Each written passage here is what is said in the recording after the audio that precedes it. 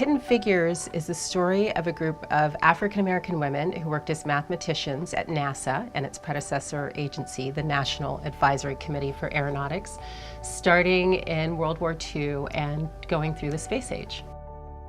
People ask, how did you find the story? Well, the story really found me. I grew up in Hampton, Virginia. My dad is a NASA Langley research scientist. And I grew up in this community where a lot of people were scientists, engineers, and mathematicians. So I think in a lot of ways I was looking for my own origin story and for the origin story of the community that I grew up in, and also of a lot of parts of the American 20th century.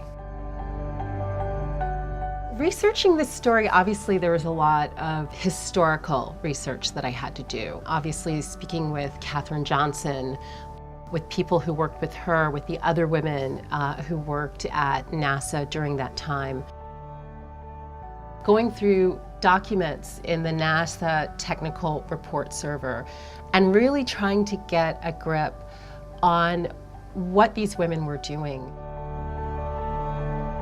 These were people who loved their work. These were people who loved math, who were passionate about this revolution that they were participating in, the spaceflight revolution.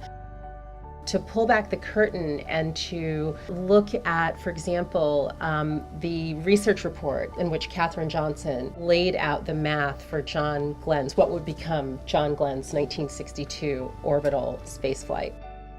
You know, we can't do anything without electronic computers today. These women were doing that work by hand. I mean, this was critical. Somebody had to do the numbers. The story of the advance of 20th century technology, in a lot of ways at its most granular level, is a story of women sitting in classrooms doing math. There were so many women doing this work. What I'd really like to do is figure out a way to put a fine point on those numbers, both qualitative and quantitative information, and then really using that as a data set to understand and to help us make policies and to, to figure out what the future of our technology workforce should and could look like. In many ways, Hidden Figures will be my life's work, and that I'll always in some way be doing things related to that particular work.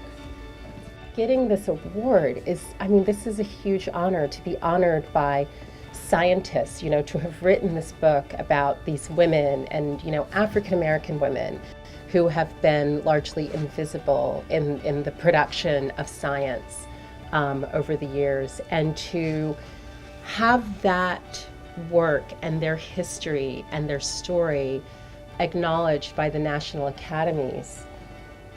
It's just tremendous.